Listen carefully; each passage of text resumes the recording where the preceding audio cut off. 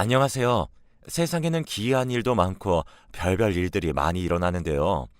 저에게도 이런 일이 일어날 수 있을까 싶을 만큼 참 기가 찬 일들이 많이 있었습니다. 제 주변에서도 인생이 참 고달프다고 말할 만큼의 수준이니 어떤 사연이 있나 궁금하기도 하실 거예요. 우선 저는 30대 초반에 결혼을 했습니다.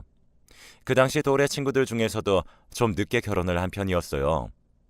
친구의 소개를 통해서 남편을 만났고 그냥 반듯해 보이는 무슨 일을 하던 여유로워 보이는 성품이 멋있어 보여서 결혼까지 하게 되었어요. 결혼 후에는 딸, 아들 두 자녀를 낳고 보통의 가정처럼 살았습니다. 남편은 총각 시절 붙어 다니던 회사를 계속해서 다니고 있었고 저도 회사를 다니다가 첫째 아이를 낳으면서 일을 그만두었어요. 그때부터는 남편이 벌어오는 돈으로 생활을 했고 사실 그 당시만 해도 아이들에게 들어가는 돈이나 집안에서 크게 써야 하는 것들이 없었기 때문에 남편 혼자 버는 돈으로 생활하기에 충분했습니다. 하지만 문제는 남편의 사고 이후였습니다. 직장을 다니던 남편은 늘 차로 출퇴근을 했었는데 퇴근 후 회식을 하고 온다던 남편은 그날 집으로 오지 못하고 병원으로 퇴근을 하고 말았습니다. 하지만 본인 혼자 병원으로 가면 다행인데 남편은 본인도 다쳤지만 술에 취해 운전을 하는 바람에 횡단보도에서 초록불에 길을 건너고 있는 사람을 쳐서 결국에는 숨을 거두게 만들었습니다. 그때 집에서 전화를 받고 병원으로 달려갔을 때 저는 세상이 무너지는 것 같았어요. 남편은 그때도 인사불성이 되어 병원에 누워 있으면서도 정신을 못 차리고 있었고 피해자 가족들은 저를 알아보고는 저에게 달려 이리저리 흔들며 소리를 쳤죠. 내 딸 살려내. 내 딸 얼른 살려내란 말이야. 내가 어떻게 키운 딸인데. 나한테 어떤 딸인데.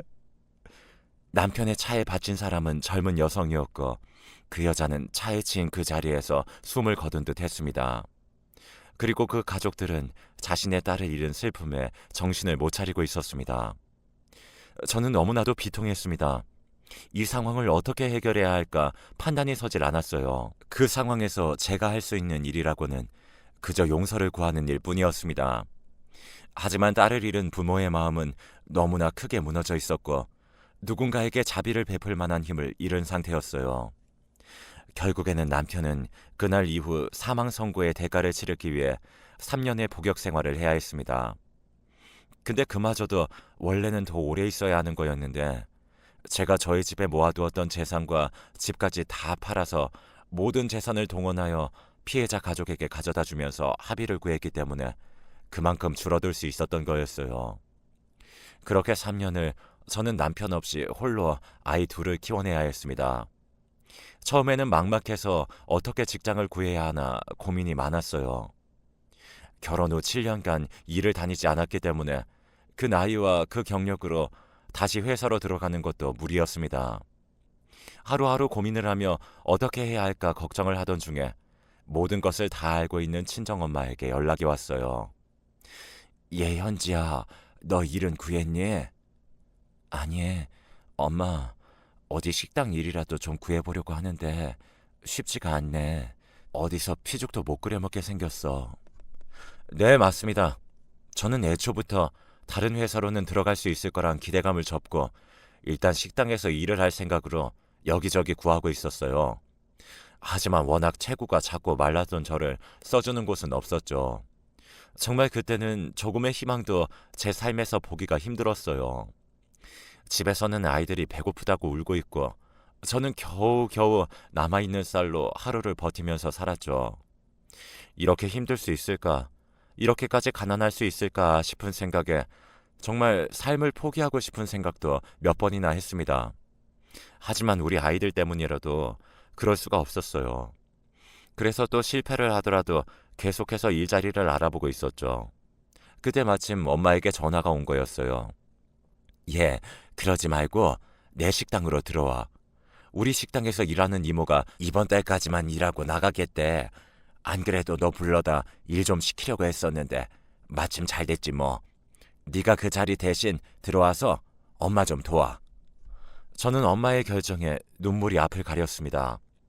사실 저희 엄마는 제가 식당 일을 하는 게 끔찍하게 싫다며 늘 저에게는 식당에는 나오지도 말고 집에서 공부만 하라고 하셨던 분이셨어요. 엄마가 식당에서 일을 하면서 어떤 수모를 겪고 어떤 어려움을 겪었는지 알기 때문에 저도 엄마와 같은 인생을 살지 않으리라 다짐하면서 더 악착같이 공부를 했던 것도 있었어요. 하지만 자식은 부모 팔자 못 끊어내는 건지 저는 결국에는 엄마의 권유로 엄마 식당으로 들어가 일을 배우기 시작했습니다. 처음에는 식당들이 정말 너무너무 힘들었어요. 늘 공부만 하던 저였기 때문에 몸을 쓰며 하는 일이 쉽지 않았죠. 그래서 엄마한테 많이 혼나면서 일을 했었어요.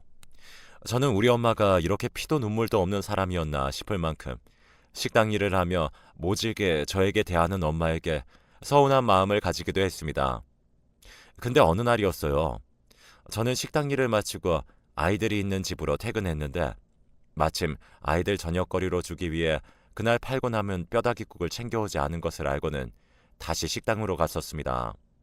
근데 불이 꺼져 있는 식당에 주방에만 불이 켜진 채 누군가 우는 소리가 들려오는 거예요. 놀랍게도 그 우는 소리의 주인공은 엄마였어요.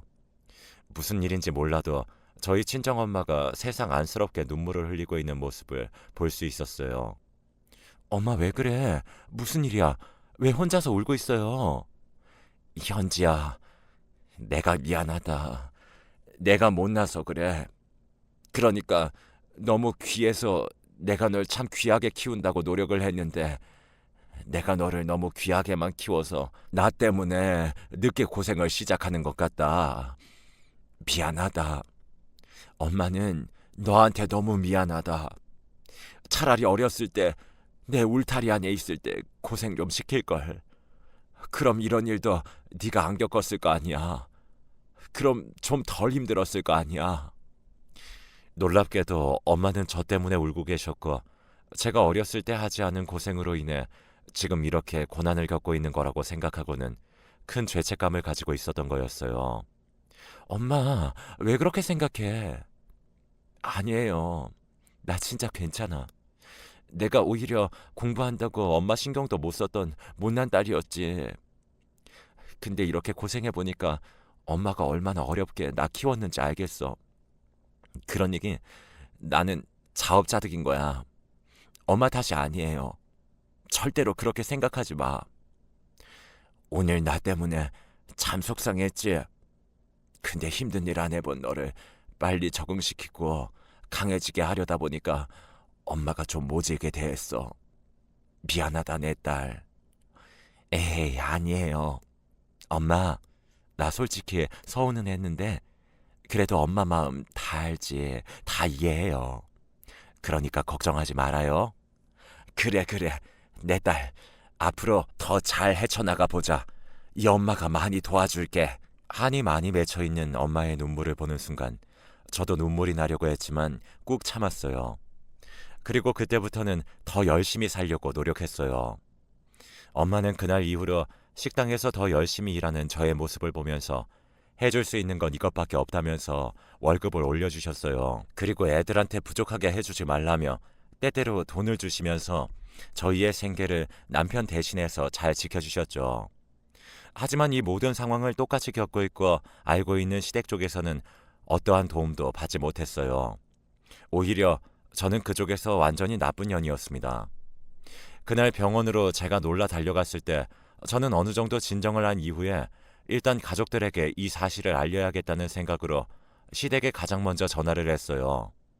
그때 한참을 병원에서 이것저것 처리하고 있던 중에 갑자기 저의 머리끄댕이를 잡는 2차 사건이 발생했어요. 아, 놔주세요. 저는 뒤에서 갑자기 저의 머리채를 확 잡는 존재로 인해 놀라 소리쳤고 그 존재는 놀랍게도 저희 시어머니였습니다. 이 오만한 것이 쓸데없는 년. 너 때문에 우리 아들이 저렇게 됐지? 네가 얼마나 집에서 아내 구실을 못하면 남자가 밖에 나가 술 처마시고 저런 사고를 치냐고. 이게 다 너 때문이야. 다 너 때문이라고. 시어머니는 완전히 이성을 잃고는 저 때문에 본인 아들이 사고를 친 거라고 하면서 저를 붙들고 늘어졌습니다. 그때 병원 관계자들이 시어머니를 말려서 겨우 떼어냈어요. 저는 너무나도 억울하고 어이가 없었지만 그때 거기에 반박할 힘을 다 잃고 있던 저는 그냥 죄송하다며 상황만 마무리하고는 시어머니를 진정시켜 돌려보냈습니다. 그 뒤로도 온갖 갖은 핍박이 다 있었습니다. 다짜고짜 저에게 전화해서 뭐라고 한 소리를 늘어놓는 게 한두 번이 아니었어요. 남편이 선거를 기다리는 동안 합의가 안 됐을 시기에는 이런 전화도 했었어요. 야, 이 망할 년아. 내 아들 당장 합의 안 시켜? 너 때문에 저렇게 됐으면 깜빡 못 가게 절이라도 해야 할 거 아니야. 우리 아들을 내가 얼마나 곱게 키워왔는데. 기다려보세요, 어머님. 저도 할 만큼 다 하고 있으니까 제발 그만 좀 전화하시라고요.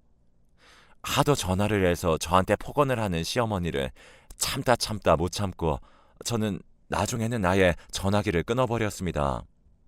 제가 집까지 팔아넘긴 뒤에 남편이 3년간의 복역 생활에 들어가고 저희 집은 작은 단칸방으로 이사를 갔을 때는 시어머니가 갑자기 들이닥치기도 했었습니다.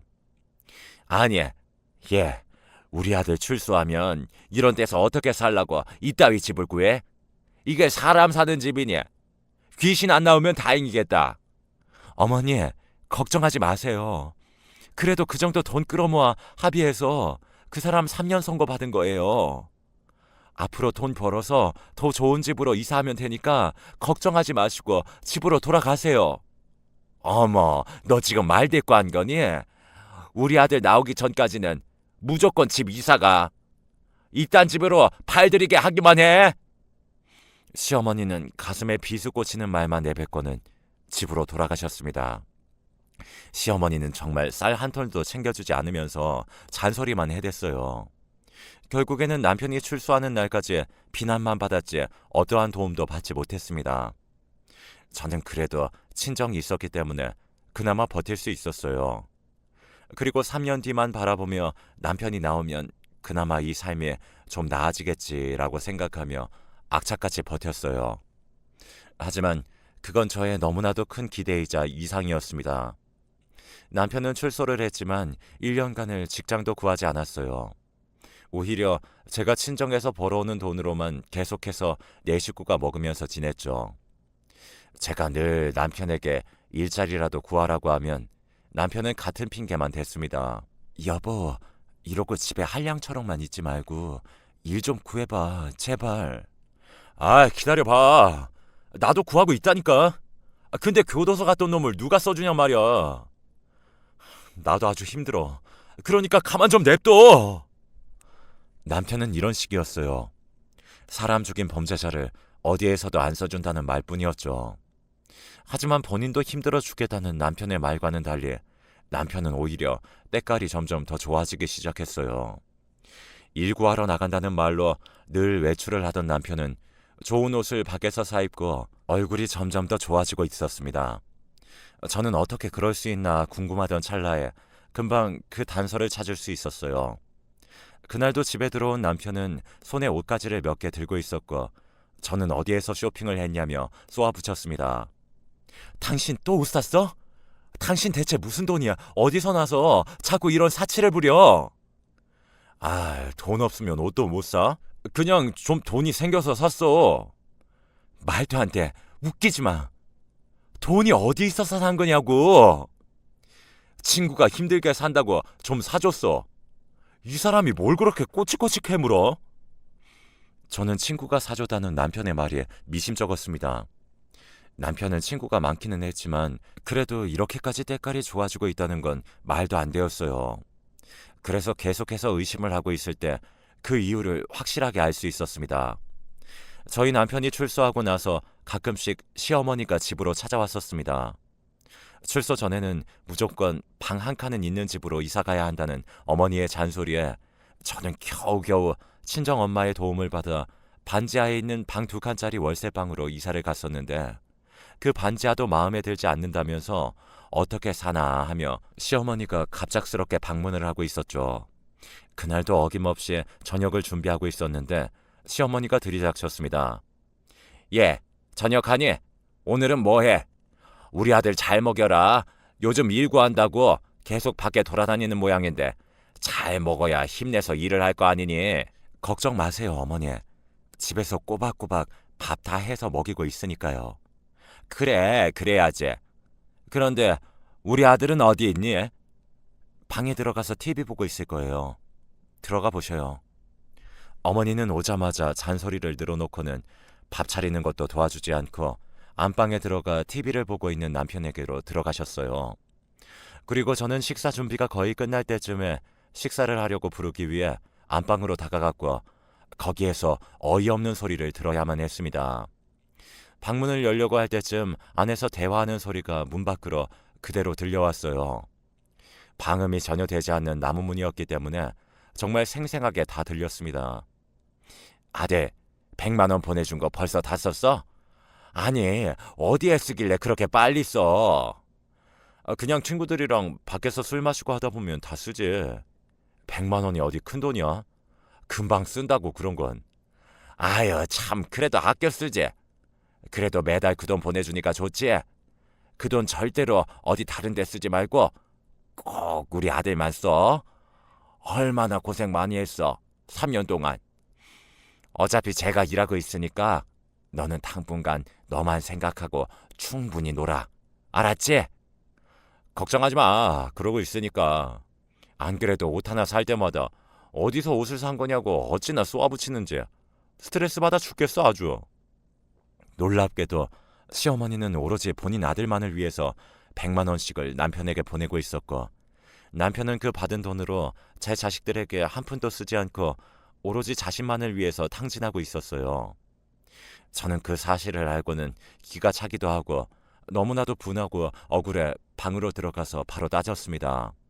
어머니, 어떻게 그러실 수가 있어요? 어머니 손자들은 안 보이세요? 쟤들 어릴 때 지 아빠 깜빵 들어가고 주변에서 얼마나 모진 소리를 많이 들었는데요. 저 어린 것들은 보이지도 않고 어머니는 본인 아들만 보이신 거예요? 어떻게 그렇게 이기적이실 수가 있어요? 이거 해도 너무하잖아요. 아니 왜 그러냐? 내가 내 아들한테 용돈 주고 한 건데 네가 무슨 상관이야? 네 자식이야 네가 알아서 키워야지. 나도 내 자식 내가 다 알아서 키운 거야. 이게 분수도 모르는 게 어디서 따지길. 진짜 양심도 없으신 분이네요.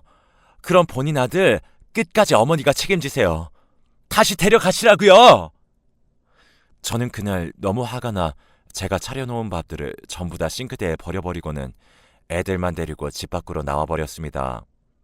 그날 정말 비상금으로 모아뒀던 돈으로 눈물을 흘리며 그동안 돈 아낀다며 맛있는 것도 못 사 먹인 우리 애들 외식시켜 주었어요. 우리 아이들은 그때 아주 많이 어렸기 때문에 영문도 모르고 좋다며 밥을 먹었고 저는 속으로 눈물을 흘리며 아이들과의 외식을 마쳤습니다. 그리고는 친정으로 들어가자고 왔었어요.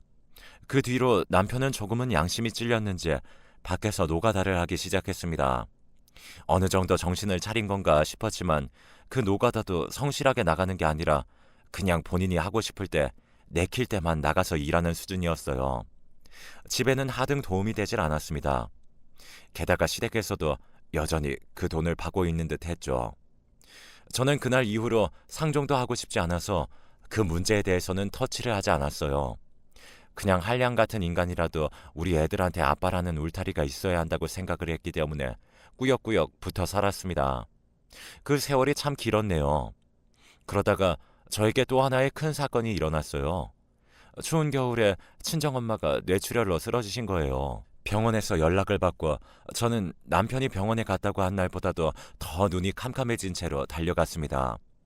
병원에서도 경과를 지켜봐야겠다고 이야기를 했지만 결국에는 엄마는 뇌병 변장에 2급을 판정받아서 그 뒤로 장애인 생활을 해야 했습니다.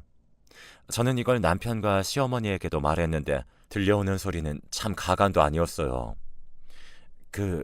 저희 엄마 장애 2급 판정받았어요. 앞으로는 제가 엄마를 좀 모셔야 할 것 같아요. 그래? 어쩐다니. 고생 많이 하겠는데. 근데 그건 그렇고 여보, 보험금 좀 나오겠는데? 여보, 그걸로 우리 집 이사 좀 가자. 아주 방이 좁고 껴서 못 살겠다니까. 어머, 그러면 되겠다. 요즘은 보험금도 잘 나오던데. 이 둘은 놀랍게도 보험금부터 찾기 시작했어요.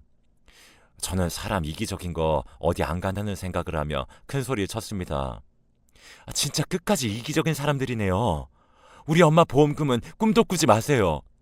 절대로 두 사람한테 안 쓸 거니까. 그리고 저는 애들 데리고 엄마 집에서 들어가서 살 테니까 어머니 아들은 어머니가 챙기세요. 저는 이렇게만 해버리고는 곧장 아이들을 데리고 친정엄마 집으로 들어갔습니다. 아버지가 처녀 때 돌아가시고 엄마 혼자 살던 집이라 좀 비좁긴 했지만 그래도 남편과 시모 없는 곳에서 지내는 게 참 평화로웠습니다. 때때로 친정집으로 찾아와서 또 행패를 부리긴 했지만 그래도 저는 저희 엄마한테만 집중하면서 간호를 했어요. 근데 그러다 간병인이라는 직업을 동사무소에서 알려주면서 저 역시도 엄마도 케어하면서 돈도 벌 수 있다고 하기에 직업을 전향하게 되었습니다. 이게 저의 성향에도 잘 맞아서 저는 저희 엄마도 간병을 하고 아이들이 집에 있을 때는 밖으로 나가 다른 사람들의 간병을 도우며 일을 했습니다. 그러면서 생계를 또 이어갈 수 있었어요. 그렇게 열심히 가정도 돌보며 간병인 생활을 해왔는데 어느 날 시댁에 큰일이 벌어지고 말았습니다. 바로 시모가 빗길에 운전을 하다가 미끄러지면서 정차해 있던 트럭을 들이받아 사고를 당하고 마셨어요. 다행히 생명에는 지장은 없었지만 하반신이 마비되어 당분간 재활치료를 해야 되는 상황이 오고 말았어요. 이번에도 남편이 전화를 받지 않아 남편의 동생인 도련님에게 연락이 갔고 그 도련님은 가까이 사는 저에게 연락을 한 거였죠. 하지만 아들만 둘인 집안의 도련님은 나이가 들었는데도 장가를 가지 않고 혼자 살고 있었기 때문에 시어머니를 간병할 만한 사람이 없었습니다. 그때 어머니가 병원에 계실 때 저만 그래도 인간도리는 한다고 병원으로 찾아갔고 남편은 시모가 있는 병원으로는 찾아가지도 않고 있었어요. 결국에는 가족들의 병문안을 거의 받지 못하고 퇴원을 해서 집으로 돌아간 시모를 그날도 제가 모셨습니다. 하지만 저는 딱 거기까지만 할 생각이었어요. 남편에게 다 시킬 생각이었죠. 어차피 하는 일도 없었으니까요. 퇴근을 하고 집으로 돌아온 날 남편은 저에게 진짜 말도 안 되는 말을 했습니다. 당신 간병인 자격이 있으니까 당신이 우리 어머님 모셔. 그래도 당신 시어머니인데 사람 도리는 해야지. 뭐라고? 이 망할 인간이 지금 뭐라고 하는 거야? 당신 우리 엄마 쓰러졌을 때 당신은 어떻게 행동했어? 나 몰라라 했잖아. 근데 나보고 당신 어머니 간병을 하라고? 야, 너 지금 내가 이렇게 됐다고 무시하는 거니? 당분간 재활치료 받으려면 병원도 다녀야 하고 이것저것 생활하다 보면 힘드니까 네가 좀 이제부터 있어줘야겠다. 며느리 좋다는 게 뭐니? 네? 도대체 제가 왜요? 어쩜 사람들이 이렇게 야비하고 양심이 없는 건 모두 다 똑같으세요? 저는 못하니까 돈 주고 간병인을 구하든 뭘 하든 알아서 하세요. 나는 당신 엄마 간병인 못하니까 당신이 당신 엄마 보호자니까 당신이 해. 나는 장애인 간병 못해. 당신 장모님한테 할 만큼 다 했으니까 이제 우리 엄마 좀 간병해. 난 못해. 남편은 거침없이 말을 내뱉었고 이 말에 충격을 받은 시어머니는 그 자리에서 남편에게 화살을 돌렸습니다. 야, 이 나쁜 놈아. 엄마 보고 장애 있는 사람 간병 못한다고? 그게 지금 말이라고 하는 거야? 내가 자식을 잘못 키워도 한참을 잘못 키웠어. 당장 때려쳐. 그만두라고. 나도 너 같은 새끼에 더 키울 생각 없으니까 당장 짐 싸서 나가! 그날은 결국 가족 간의 싸움으로 번졌고 저는 이 둘과는 상종도 하고 싶지 않아 집 밖으로 나와버렸습니다. 남편은 어머니와 싸우다 말고 집 밖으로 나오는 저에게 잔뜩 흥분을 하며 따라 나왔어요. 어디가? 우리 엄마 간병하고 가라고. 어? 내가 왜? 절대 안 해. 네가 해, 이 나쁜 새끼야. 저는 끝까지 저를 물고 늘어지는 남편에게 완전히 질려버렸습니다. 이렇게까지 사람이 양심이 없을 수가 있을까 싶었어요. 우리 엄마 뇌출혈로 쓰러졌을 때는 눈 하나 깜빡 안 하고 보험금부터 찾는 놈이 자기 엄마 다리 못 쓰게 됐다고 저보고 간병하라는 게 말이 될 소린가요? 생각할수록 열이 받았습니다. 우리 엄마 저렇게 누워있어도 한 번이라도 어머니 괜찮으세요? 어머님 뭐 드시고 싶은 거 없으세요? 어머님 안부 전화 드렸습니다. 이런 식으로 연락 한 번 없던 사람이 내게 모든 걸 맡기려고 하니 그 순간부터는 도저히 이 사람이랑은 같이 못 살겠다. 이제는 갈라서야겠다는 생각이 들었어요. 아이들 때문에 그동안 참고 살았던 세월이 너무나도 허망했습니다. 그리고 이 모든 것을 집에 가서 우리 친정엄마에게 말했습니다. 그때는 우리 애들도 다 커서 친구 같은 사이가 되었기 때문에 아이들한테도 같이 있는 자리에서 얘기를 했어요. 내가 너희들한테는 면목이 없지만 엄마 좀 이해해다오. 나 진짜 너네 아빠한테 아주 질려버렸어. 아이들은 저의 말을 듣더니 본인들이 흥분을 했습니다. 사실 그동안 아빠 역할을 제대로 하지 않은 인간에게 아이들은 아빠라는 사람에게 애정이 거의 남아있지 않은 상황이었어요. 오히려 아빠를 안 보는 게 속이 편하다고 하는 애들이었죠. 그래도 저는 그래도 아빠 없는 자식 만들고 싶지 않아서 그래도 너희 아빠니까 존중하라고 애들에게 가르쳤지만 그날만큼은 그게 안 되었습니다. 그러더니 아이들이 그날로 그 자리에서 제 아빠에게 전화를 하더군요. 아빠, 다시는 우리 엄마 찾지 마세요. 같이 안 살 거니까 아빠가 할머니 혼자 다 책임지고 간병하시라고요. 우리 절대로 찾지 마세요. 첫째 아들이 아빠한테 전화를 걸었고 저는 놀라 이야기했습니다. 아니, 얘기를 그렇게 말하면 어떡해. 엄마, 이제 절대 아빠 찾지 마. 아빠랑 이혼해. 솔직히 그동안 우리도 엄마 생각해서 아빠 그냥 봤던 건데 이제는 싫어요. 우리도 아빠 같은 사람 차라리 없는 게 나아. 그러니까 이혼해요. 우리 생각 말고 엄마 편하게 사시란 말이에요. 저는 아들의 이야기에 눈물을 흘렸습니다. 그동안 제가 가지고 있던 모든 책임감이라는 무게를 아들이 많이 덜어주는 기분이었어요. 그래서 그날로 저는 이혼을 결심했습니다. 쓰레기 같은 인간과 더는 살지 않아도 된다는 해방감으로 저는 이혼을 요구했고 마지막으로 그 집으로 찾아가 이혼 서류를 던져버리고는 나왔어요.